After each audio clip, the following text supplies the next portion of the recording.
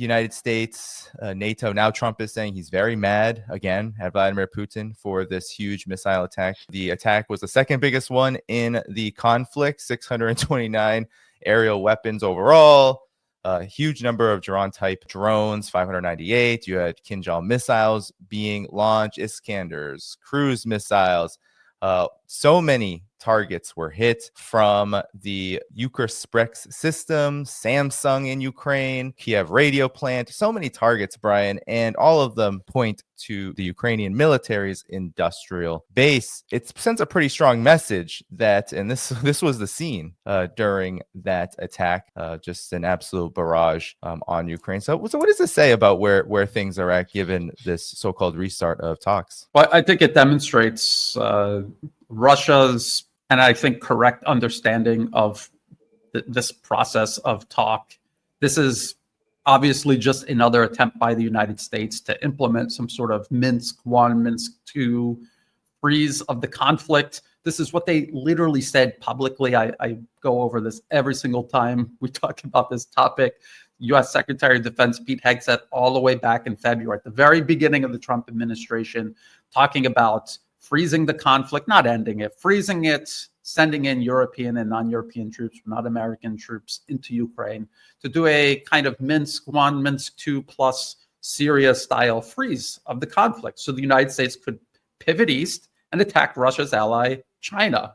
And then once they're done trying to contain or roll back China's rise, they will come back and they will deal with Russia later. And they call this strategic sequencing. And this is all out in the open, public.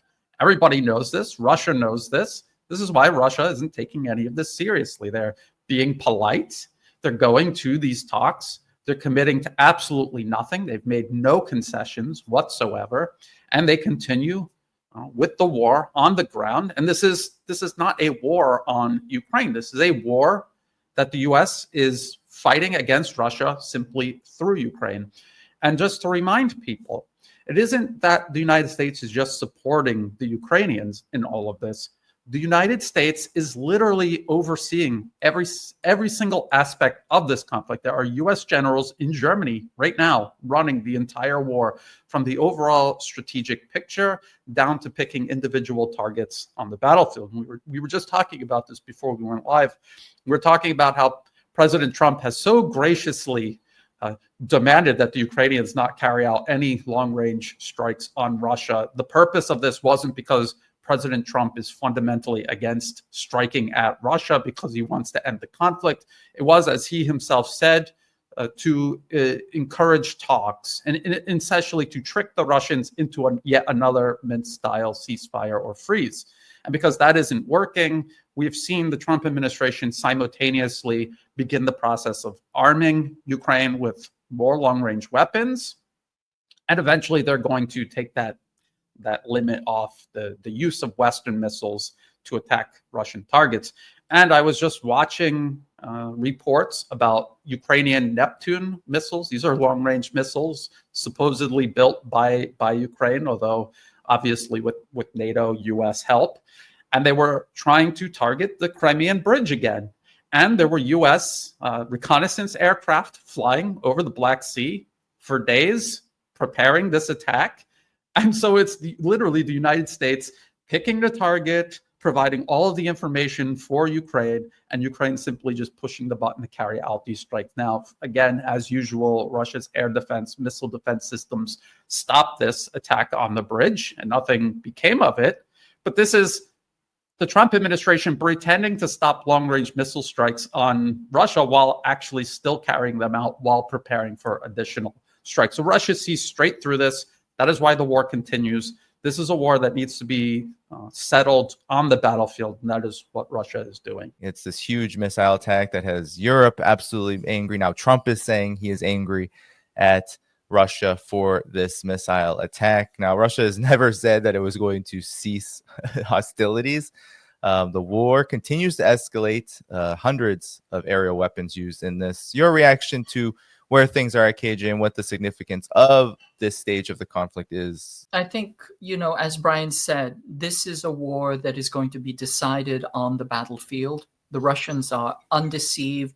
They're not going to fall in for, the salesman talk, the mince three, whatever you have it. So they're perfectly aware of, what is going to happen. It's going to be decided on the battlefield, and they have, overwhelming strength. Certainly, they have the overwhelming tactical, strategic, and industrial capacity to overwhelm the Ukrainians, and they're starting to Swiss cheese the front lines, as well as have these standoff, immense standoff attacks. So I think all of this is fairly clear, but I think the interesting spin here is the way that the US is reacting with extreme frustration and lashing out at its quote unquote so-called allies. And what I mean by that is, most recently, Peter Navarro calling the Ukraine war Modi's war, essentially India saying, it's our sovereignty. We buy oil from who we want. You don't have to buy from us, but we're going to buy and sell who we want to. And Navarro is blaming the Indians for, the Ukraine war. He says it's a laundromat for the Kremlin. And, in the high-ranking, elite circles, Ashley Tellis says that, Trump has done more to push India and China and Russia together than any other president, in history. In fact, cynically or sardonically, I think he's saying that Trump has done more for peace than any other president, because he essentially created a coalition that is not that was not supposed to happen. And currently, I'm sure that Eli Ratner, who is the undersecretary for policy at the Department of Defense, is probably pulling out his hair at the Marathon Institute, because India was supposed to be the manufacturing, it was supposed to be the secure and safe military manufacturing and subcontracting hub. And now Trump has, thrown that out the window. Essentially, the logic here being that, when the bully gets frustrated, the first person that he's going to pick on is his sidekick, and India is the most closest and convenient sidekick to beat up on. So this is all to say that, things are not going well for the United States, and that whatever the US is trying to achieve is also being thwarted by its own lack of strategic understanding and diplomatic skill. What Russia has said from the very beginning, it's not going to necessarily let up just because talks are happening. Actually, one of the things that did come out of the so-called Alaska summit was that there was not going to be an immediate ceasefire, that there would be only a peace deal sometime in the future. So what do you make of this breakthrough on the battlefield? Well, it has to be remembered that there wouldn't be any talks at all with the United States if Russia wasn't advancing on the battlefield. Does anybody remember the United States offering anyone talks when their terrorist proxies were advancing on the battlefield in Syria late last year? I don't remember that. So the only reason why they're engaged in talks in the first place is because the situation on the battlefield has become so critical in terms of these U.S.-backed Ukrainian proxies. It's not just a breakthrough there are breakthroughs taking place all along the line of contact. And what people have to remember is that this isn't really an attempt by Russia to break through and sweep across the battlefields like blitzkrieg or something like this. This is a war of attrition. And what we're watching is Ukrainian lines, even in the most heavily defended places that have been built up defensively for years and years, they're just crumbling. There's not enough manpower. We have all been covering this for at least the last 1 or 2 years, how critical the manpower shortage specifically has become. And what people don't understand is when you hear U.S. Western experts talking about reconstituting Ukraine's forces, rebuilding brigades, you cannot do something like that overnight. A brigade is not just 4,000 men trained, going through basic training, and then showing up on the battlefield. The brigade has units, subunits, and they need to be commanded by someone. Those commanders require, or leaders like non-commissioned officers, they require years of experience and training that simply cannot be done in the time frame that is now forced upon Ukraine and its backers right now. So that's what we're watching. This is crumbling. Just like the situation in Syria, we still have Western experts saying, "Oh, look at how slowly Russia is advancing at this rate. They'll be in Kiev by 2150, something like that." But in reality, it is increasing exponentially. So the rate that they're advancing right now is much, much faster than last year. And by next year, if this all continues, it'll be greater still. And there will be, and we don't know when, there will be a breaking point where the line just completely collapses. Ukraine's fighting capacity collapses, and that is when Russia may possibly have an opportunity to take territory that right now seems inconceivable. Odessa, maybe, Nikolaev, Kharkov, Sumy, things like this. So this is what we have to keep an eye on. This is what has created this sense of urgency in Washington and in Brussels, also London. London and Brussels are essentially the same thing. And that is why the US is pressing so hard for a freeze. There's no interest at all in peace. They want to raise the costs as high as possible for Russia and keep this going as long as possible. NBC here is really panicking. They really want Putin and Zelensky to meet. They want this conflict frozen. Here is what NBC News did with J.D. Vance and what he had to say about this question of whether Russia is stringing the United States along. I had the opportunity to speak with the Russian foreign minister. I heard. Yes, he says, as of right now, there's no meeting planned between President Putin and President Zelensky. And he added, there needs to be an agenda first, saying, quote, this agenda is not ready at all. Are the Russians stringing President Trump along? No, not at all, Kristen. I think the Russians have made significant concessions to President Trump for the first time in 3.5 years of this conflict.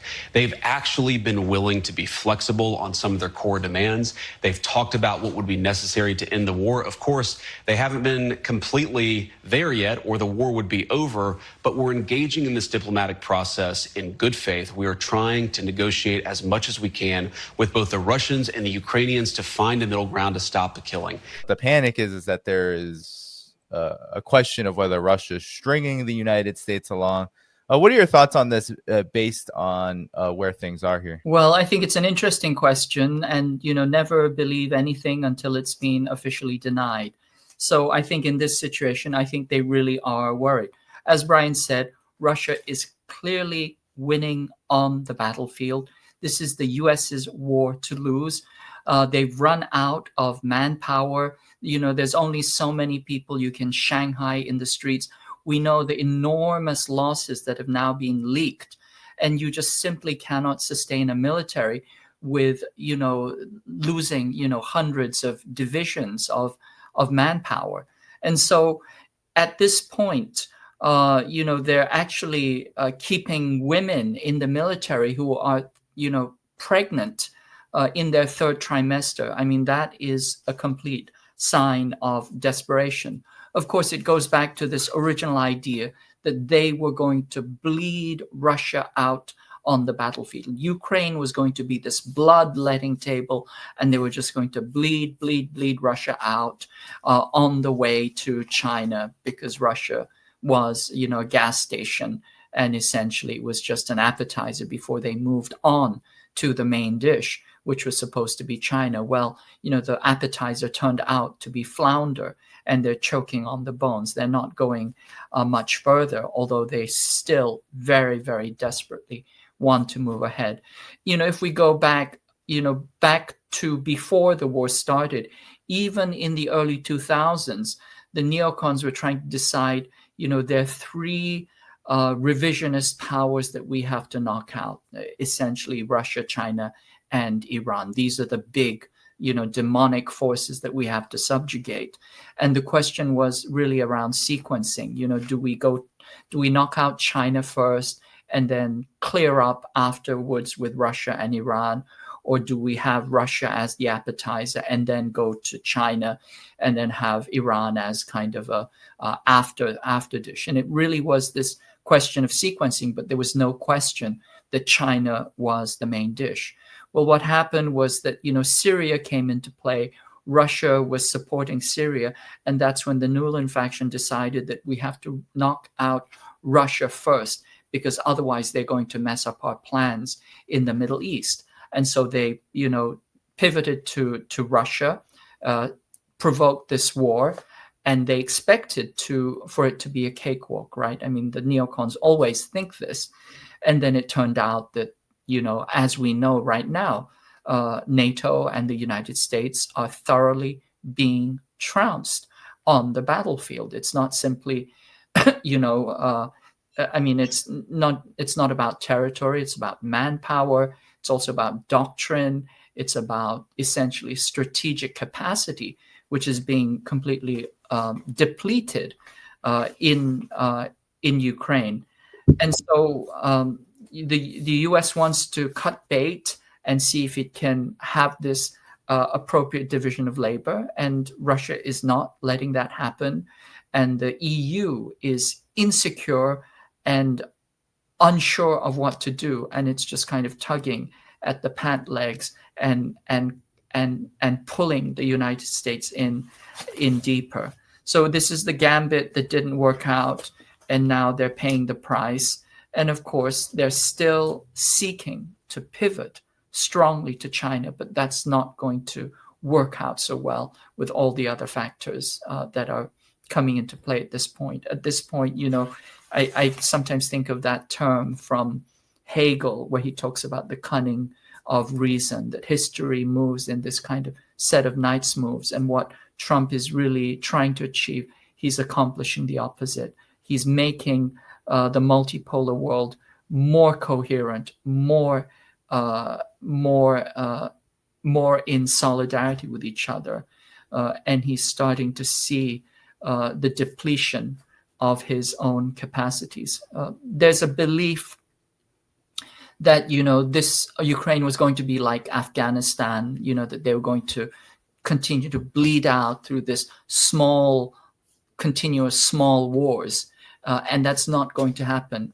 Basically, because the United States still does not understand small wars and counterinsurgencies. They've been, working on doctrine for 2 decades on small wars, and they simply still don't understand it. The key thing to understand is that guerrilla warfare relies on morale, and when your morale is broken, you really don't have a capable fighting force. We heard 24 hours. We heard a couple weeks, even just recently. We heard very soon after the Putin-Trump meeting in Alaska, there would be a Zelensky-Putin meeting.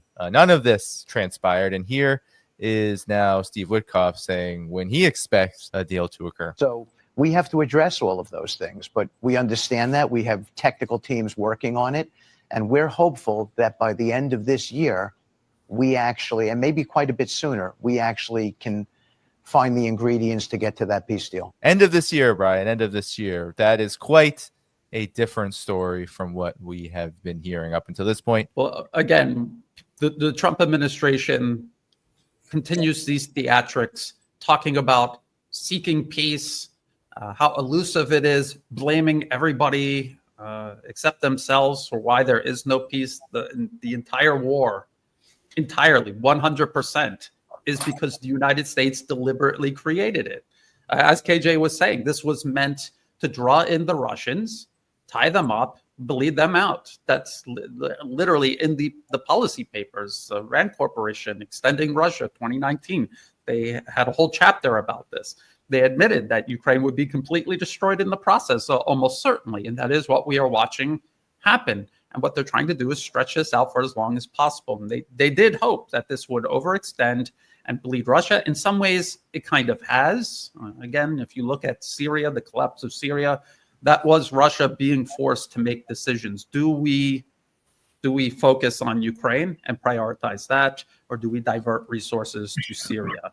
And they decided they're going to focus and prioritize Ukraine, and Syria collapsed, which shows that there are limits to what Russia and also Iran and also what China can do and not do.